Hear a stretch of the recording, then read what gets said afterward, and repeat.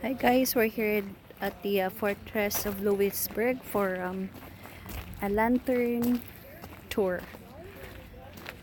This is a 2-hour tour of what's happening in fortress of Louisbourg in 1700s colonial era.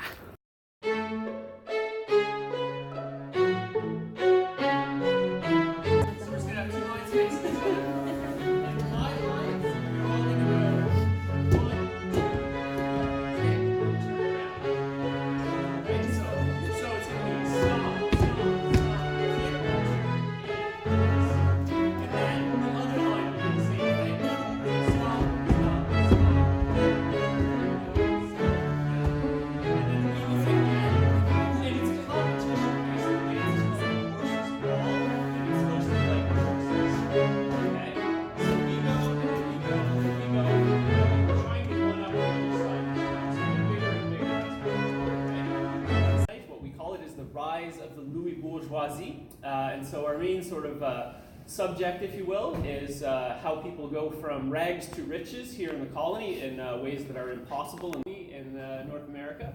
It was founded about 80 years or so after Quebec, about 100 years after Acadia on mainland Nova Scotia. So founded in 1713, and in that year, it's really a very small sort of transplanted fishing colony from Newfoundland.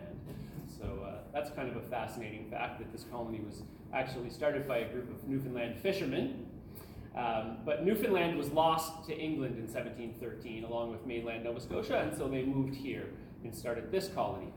And in the summer of 1713, they founded this place in September. It's about 150 fishermen, nothing to speak of really. But over the next 30 years, Louisbourg becomes the most fortified place in North America, one of the busiest harbors in the New World, and the center of the North Atlantic cod fishery, a fishery worth millions and millions of French pounds a year. So it becomes a very, very important place in a very short period of time, and that enables a lot of people to get wealthy in the process. Mm-hmm.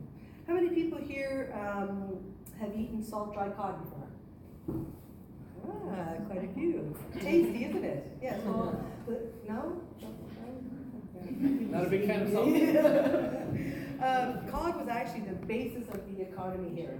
So cod, we say that Louis XIV was king, and it was not. It was the cod that was king here in Louisbourg in the 18th century. And it was actually the basis of the economy. And it's where the soldiers would come to sort of warm up while they were on duty, get their orders, and things like that, keep their guns clean and whatnot. Now, earlier, when we were at the people at the tavern, and we joked around and saying, oh, at least you're not a soldier.